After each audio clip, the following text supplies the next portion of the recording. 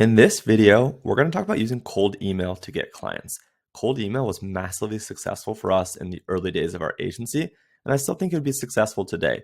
Fortunately, most of our leads are inbound, so we don't do any outbound prospecting. But for those that need to and want to, cold email is a great strategy. So I'm going to dive into some real emails that we sent, plus real data of metrics on how those performed, and also real responses that we got. So I want to share with you guys this stuff. Never shared it before. Let's dive in and let's check this all out. So in this first example, I want to share with you guys the messaging that we sent here. So this one was basically to a list of Shopify brands that I think, scraped online or we had purchased. We've used things like Instagram, to get data. We've used something called Apollo.io. Granted, I haven't used this in a few years, so I can't vouch for it now. But back in the day, it was really helpful and successful. You can scrape things from LinkedIn. There's a lot of ways to get leads. Figure out what works for you, what works for your budget. But for us, we used a bunch of different data sources. But this messaging kind of to focus on was specifically for brands on Shopify. And I'll share this messaging in a doc. I know it might be kind of hard to read right now, but I'll read it as well. So the subject line was Boundless Labs 2, and then parentheses, the company name. And that company name will be dynamic. So whatever the company's name actually is, that will go there. Then we say, hey, first name. So, hey, Chase, my team and I are a fan of insert company name. So I wanted to connect with you. At Boundless Labs, we specialize in e-commerce email marketing. We currently work with 30 clients and have driven 25 million in email revenue over the last 18 months for our clients. Our clients rely on us to drive around a third of their total revenue every month from our email work. Here's a Google Drive folder with a bunch of recent emails we've built for our clients. I'd love to see if it might be a potential fit for us working together. Do you have time for an intro call next week? So this was one of the last times that we sent cold emails, and this was back in January of 2020. So about 2.5 years ago. So I'll share with you guys now kind of the metrics of that campaign and how it actually performed. So again, the subject line was our agency name to their company name. This was sent to 851 people. It had a 35% open rate, a 5.88% click-through, and a 2% reply rate. So people either clicked on my LinkedIn, which was 17 people, and then 44 people clicked on the drive that had the email examples, and then 17 of those people actually replied. So what did some of the people say? So this person here, Jeff, said, Chase, thanks for getting in touch. I'll pass your info along to the team that handles our e-com efforts. Someone will be in touch with questions. So someone had reached out to me on a separate thread, had a phone call with them, and I don't think we ended up closing this one, but we did close from this specific campaign, I believe 3 brands. So 3 of the 17 people that replied, we ended up closing. And at the time that we did this, we were still pretty early and pretty small. We had a small team. So that was good for us at the time. We probably could have scaled this larger and faster if we had more bandwidth. But that for us at the time was what was working. And then here was another one. So, hey, Chase, thanks for reaching out. Just being curious, how did you find us? And why do you think we could be a good fit for your program? I'll be in the Bay Area for the next 2 weeks, so we can schedule a call at the end of the month. Right? Hopped on the call with him, did a great job, and I believe we did a project with his company. So this was his first campaign. Again, this was targeting Shopify brands. We had about 850 people. The subject line was our agency to the company's name, right? So it seems kind of personal. And that's actually how I make introductions today, or how I even kind of title my calendar invites. It'll be, our agency name to the company name, or my name to their name. So this was one campaign. Let's look at another one. So this was one that was called Connecting.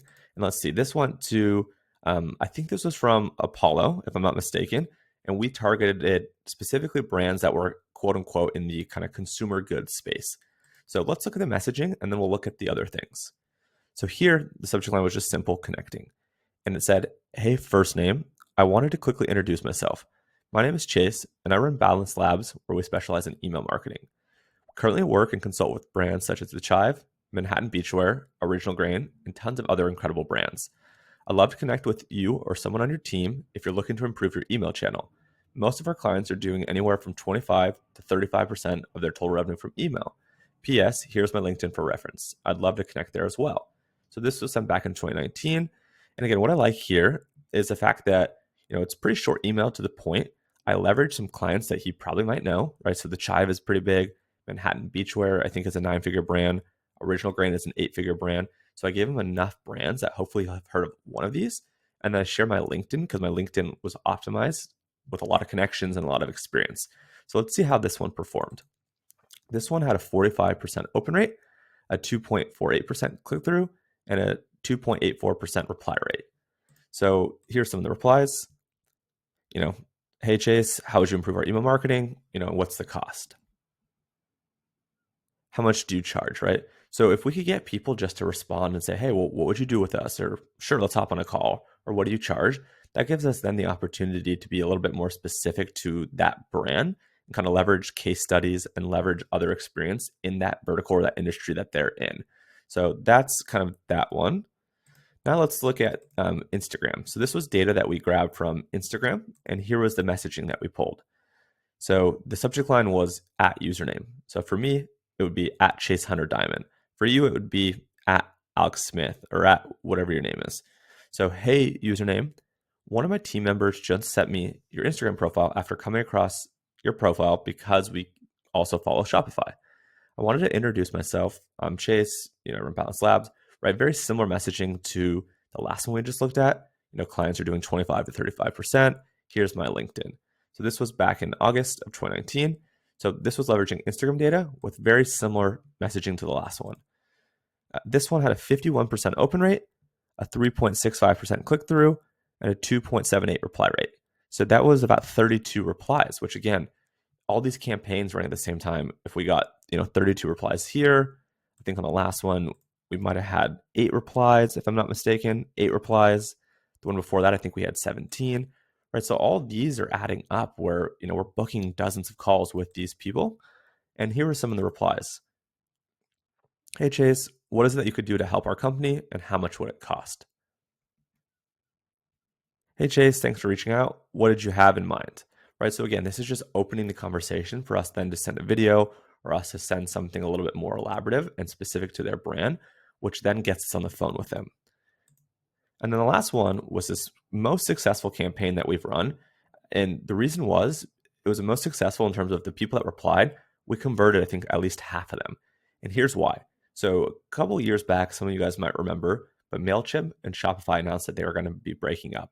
There was not going to be a direct integration anymore. So what we did is we went onto Apollo.io. We found the technographics, and that's basically telling you that someone's on MailChimp and Shopify, or they're on Shopify or just MailChimp, right? It could tell you one or both or multiple. And there's sites called like Built With and other sites that could tell you what people are using. So essentially what we did is we took this as a massive opportunity to migrate people from MailChimp to Klaviyo. And here's the messaging that we sent. That was sorry. So here's the messaging that we sent. MailChimp at company. So MailChimp at Obey, MailChimp at Nordstrom's, whatever it was. Hey Chase, we noticed you're using MailChimp as your email marketing platform. MailChimp is great to kick off with. We've been able to build out amazing engaged audiences. Over time, we prefer switching to Klaviyo. We use it for our own brands as well, so we eat our own dog food. But of course, it's always dependent on the company and messaging. At Boundless Labs, we work with some amazing direct-to-consumer companies, and we help them change their email game around. We're lucky to call the Chivery, Manhattan Beachwear, Alia Skin, and numerous others clients. We specialize in working with brands that do anywhere from $10K a month to $1 million a month in revenue, or $100K to $10 million annually. To the point, email is 40 times more effective than paid acquisition channels. Yet most companies don't use it to its max capabilities. Numbers we'd expect to see. I share open rate metrics of 30%, click-through rates of 3 to 5%, email revenue of 25 to 45%. We've had some clients with even more. If you aren't seeing these numbers, we should talk. And if you're crushing it, we'd still love to talk. Would it make sense to do an intro and see how we can work together? So it's a little bit longer, but very informative. And let's run through some of the metrics. So this went out to 792 people, had a 69% open rate, a 4.5% click-through, and a 4.4% reply rate. And essentially, one of the things that we did too is one of the things that we linked out to is when we mentioned Klaviyo, we used our affiliate link, which meant we got a lot of people signing up to Klaviyo, which we were making money from Klaviyo of. We also knew who created an account on Klaviyo, so we could be like, hey, we saw that you created an account. That's fantastic. Why don't we work together? So that was one of the campaigns. The other one went to 894, 57% open rate, 2.3% click-through, 3.24% reply rate. So this was by far one of the most effective campaigns. Of the 29 plus 35, let's say 64 replies, I think we hopped on calls with like maybe 75% of them. And then of the people that we actually talked to, I think we closed near half of them, right? So near half the people we talked to, we closed. And whether that was for a migration project, a one-time project, a flow build out, or an ongoing, this was really successful for us. So here's an example where this guy says, Chase was browsing emails to find alternatives to MailChimp, found this thread. I'm increasingly frustrated with their service and demand coupled with pricing models. I'd love to talk with you. Can you please put together a proposal for our 40K email list? 4K are highly engaged, 40,000 are from events, etc. So we actually closed these people. We worked with them for quite a bit of time.